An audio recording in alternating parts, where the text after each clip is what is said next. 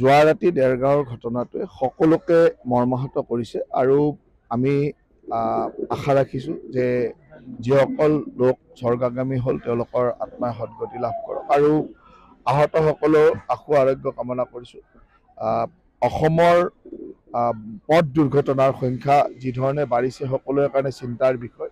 আপোনালোকে জানে যে আমাৰ চৰকাৰৰ মানে চিন্তা চৰ্চাৰে আমাৰ পৰিবহন মন্ত্ৰীয়ে ইতিমধ্যে পথ সুৰক্ষাৰ কাৰণে প্ৰতিটো অঞ্চল নিজে বাইক চলাই ঘূৰি আছে, নিজে সজাগতাৰ কাম কৰিছে। মই এই ক্ষেত্ৰত এটাই আহ্বান ৰাখিম যে ৰাইজে ইয়াৰ কাৰণে এটা ডাঙৰ সজাগতাৰ কাম কৰিব লাগিব আৰু বিশেষকৈ নিচাজাতীয় দ্ৰব্য সেৱন কৰি ৰাজপথত ওলোৱা বা গাড়ী চলোৱাটো সম্পূৰ্ণৰূপে বন্ধ হ'ব লাগিব। তেতিয়া আমি নিশ্চয় এই ধৰণৰ শোকাবহ ঘটনাৰ পৰা মুক্ত হ'ব পাৰিম বা এনেকুৱা ধৰণৰ ঘটনা আমাৰ মাজলৈ নঘটিব। মোৰ এটাই আহ্বান যে চৰকাৰে লোৱা ব্যৱস্থাসমূহৰ লক্ষ্য ৰাখি ৰাইজে ইয়াত সহযোগ কৰক, এনেকুৱা ঘটনা ভৱিষ্যতলৈ নহওক।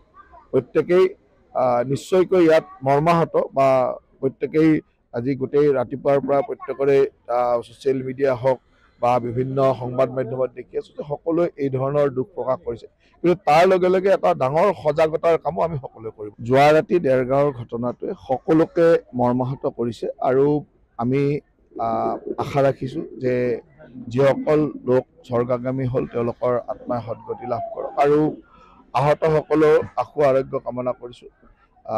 অসমৰ পথ দুৰ্ঘটনাৰ সংখ্যা যি ধৰণে বাঢ়িছে সকলোৰে কাৰণে চিন্তাৰ বিষয়। আপোনালোকে জানে যে আমাৰ চৰকাৰৰ মানে চিন্তা চৰ্চাৰে আমাৰ পৰিবহন মন্ত্ৰীয়ে ইতিমধ্যে পথ সুৰক্ষাৰ কাৰণে প্ৰতিটো অঞ্চল নিজে বাইক চলাই ঘূৰি আছে, নিজে সজাগতাৰ কাম কৰিছে। মই এই ক্ষেত্ৰত এটাই আহ্বান ৰাখিম যে ৰাইজে ইয়াৰ কাৰণে এটা ডাঙৰ সজাগতাৰ কাম কৰিব লাগিব আৰু বিশেষকৈ নিচাজাতীয় দ্ৰব্য সেৱন কৰি ৰাজপথত ওলোৱা বা গাড়ী চলোৱাটো সম্পূৰ্ণৰূপে বন্ধ হ'ব লাগিব। তেতিয়া আমি নিশ্চয় এই ধৰণৰ শোকাবহ ঘটনাৰ পৰা মুক্ত হ'ব পাৰিম বা এনেকুৱা ধৰণৰ ঘটনা আমাৰ মাজলৈ নঘটিব।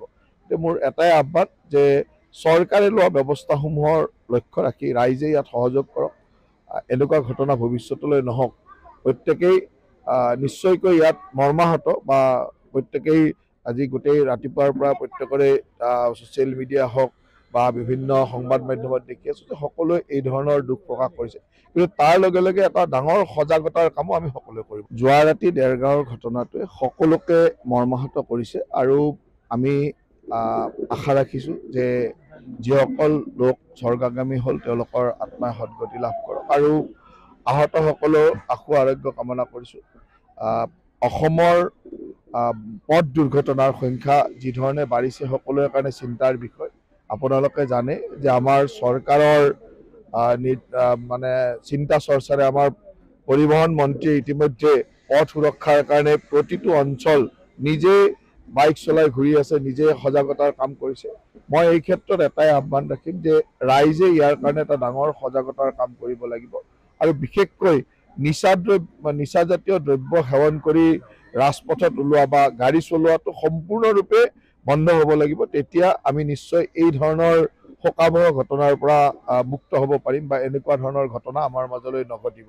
মোৰ এটাই আহ্বান যে চৰকাৰে লোৱা ব্যৱস্থাসমূহৰ লক্ষ্য ৰাখি ৰাইজে ইয়াত সহযোগ কৰক, এনেকুৱা ঘটনা ভৱিষ্যতলৈ নহওক। প্ৰত্যেকেই নিশ্চয়কৈ ইয়াত মৰ্মাহত বা প্ৰত্যেকেই আজি গোটেই ৰাতিপুৱাৰ পৰা প্ৰত্যেকৰে ছ'চিয়েল মিডিয়া হওক বা বিভিন্ন সংবাদ মাধ্যমত দেখি আছোঁ যে সকলোৱে এই ধৰণৰ দুখ প্ৰকাশ কৰিছে, কিন্তু তাৰ লগে লগে এটা ডাঙৰ সজাগতাৰ কামো আমি সকলোৱে কৰিব।